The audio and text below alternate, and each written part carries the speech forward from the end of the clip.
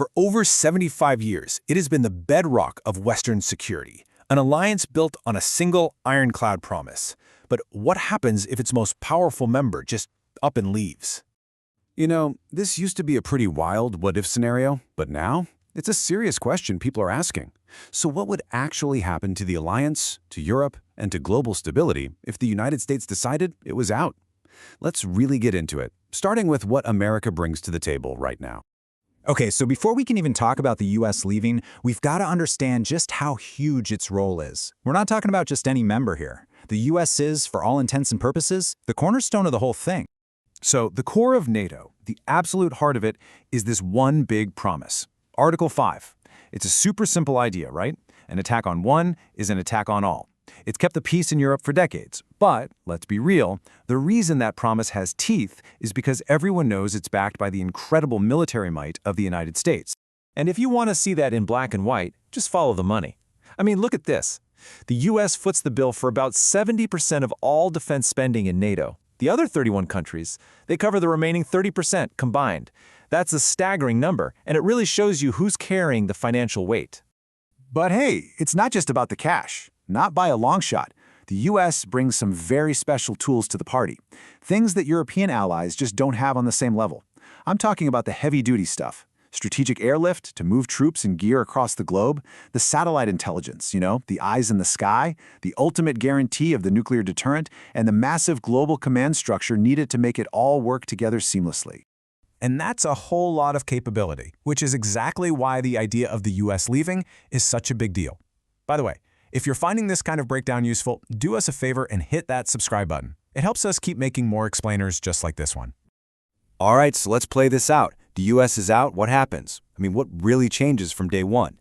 Well, the shift would be massive, and it would happen fast. Almost overnight, the entire identity of NATO changes. It goes from being this global military powerhouse that can project power pretty much anywhere on the planet to a much smaller regional defense group just trying to protect its own backyard. All that muscle, including over 1 million American personnel, poof, gone. So that begs the big question, right? Could Europe step up and fill that void? The short answer is maybe, but the price tag would be absolutely eye-watering. We're talking trillions of euros just to start trying to replicate the kind of high-tech military hardware and logistics the US has. It would be a monumental challenge for their economy. And look, this wouldn't be like flipping a switch. The fallout would happen over time. In the first year, you'd immediately see these huge gaps in intelligence and logistics. Fast forward 5 years, and without the US acting as the leader, you'd likely see a ton of infighting over who's in charge and who pays for what, potentially grinding everything to a halt. And 10 years down the road, say around 2035, European countries might have to jack up their defense spending to an incredible 5% of their GDP just to keep a credible deterrent. So when we say gaps, what are we actually talking about? Let's get specific. What are the key things that would just disappear? And maybe more importantly, who would be hurt the most by that? Okay, think about modern warfare. You need to know where the bad guys are, you need to take out their air defenses so your planes can fly, you need to refuel those planes in the air, and you need a ton of precision bombs. Military folks call these strategic enablers. They're the things that let you win. And here's the kicker. Pretty much all of them come from the US military. Take those away, and fighting a war gets a whole lot harder. And losing those key capabilities isn't going to affect every country the same way. For some nations, especially those on the front lines, the US leaving isn't just a problem, it's a genuine existential threat. We're talking specifically about the countries on NATO's eastern edge. You've got the Baltic states, Estonia, Latvia, and Lithuania. They're small, and they just don't have the space to trade for time. Their entire defense plan is built on the idea that US reinforcements would get there, and get there fast. Then you have places like Poland and Romania. They rely heavily on American troops and missile defense systems physically being on their soil as the ultimate keep outside. Okay, but let's be clear about something. This doesn't mean Europe is helpless, not at all.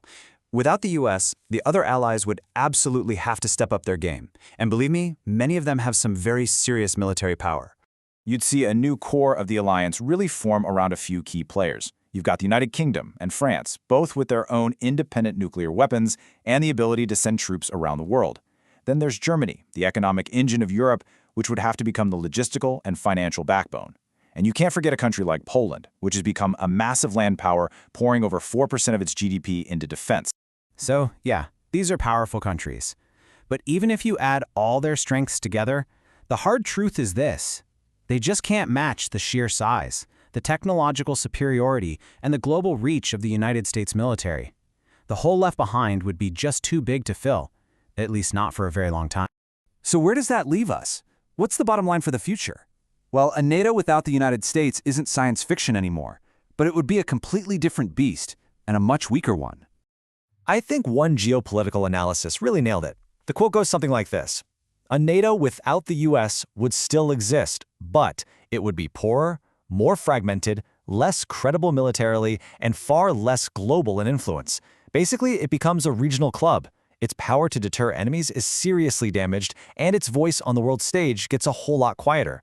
And just a quick heads up here, everyone, this breakdown is purely for educational purposes. We're exploring different analyses, not making predictions. For any financial decisions, you should always consult with your financial advisor. Look, we pour a lot of effort into making these complex topics as clear as possible. If this explainer helped you understand things a bit better, the single best way to support what we do is to subscribe to the channel. Seriously, it gives us the motivation to keep creating this stuff. And we'd love to know what you think, so please leave a comment below. And that leaves us with one final, pretty heavy question to think about. For 3/4 of a century, NATO's ultimate strength has really come from American power. But if that's gone, is unity itself, the simple act of sticking together, the only real weapon the alliance has left?